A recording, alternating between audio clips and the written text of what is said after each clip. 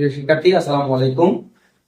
আমরা আজকে নবম দশম শ্রেণীর অনুশীলনী 9 থেকে ত্রিকোণমিতিক অনুপাত নিয়ে আলোচনা করব। প্রথমে আমরা আলোচনা করব সূত্র জগৎ নিয়ে, যে ত্রিকোণমিতির সূত্রগুলো যদি আমরা আলোচনা করতে চাই তাহলে আমরা শর্টকাট টেকনিকটা একটু যাই।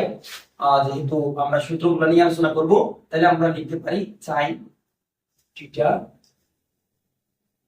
এভাবে ক্রস করলাম, এদিকে আমরা লিখবো কোসাইন। এর একটা মান দিয়ে দিলাম। এরপরে যদি আমরা দিক থেকে যাই, এখানে আমরা লিখবো cos। cos এর বিপরীত হলো sec। এদিকে যদি আমরা করি tan, tan এর বিপরীত হলো cot। তাহলে আমরা পাই sin theta equal 1 divided by cosec theta. cosec theta equal ঠিক বিপরীত, cosec থিটা ইকুয়াল আমরা পাই 1 divided by sin theta. cos theta equal 1 divided by sec theta.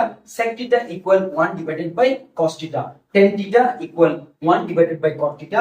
cot theta equal 1 divided by tan theta. ঠিক আমরা এইভাবে লিখতে পারি, 1 যদি লিখি আমরা sin theta equal 1 divided by cosec theta.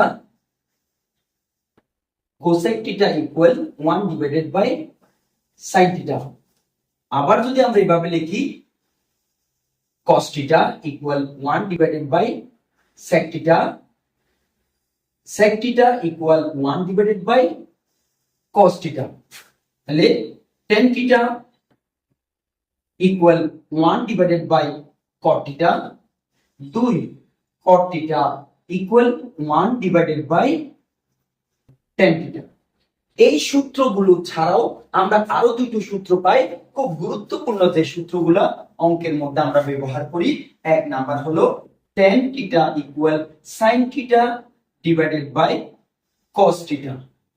2 নম্বরে cot theta equal cos theta divided by sin theta. তাহলে আমরা এই সূত্রগুলো নিয়ে আলোচনা করব। ধন্যবাদ সবাইকে।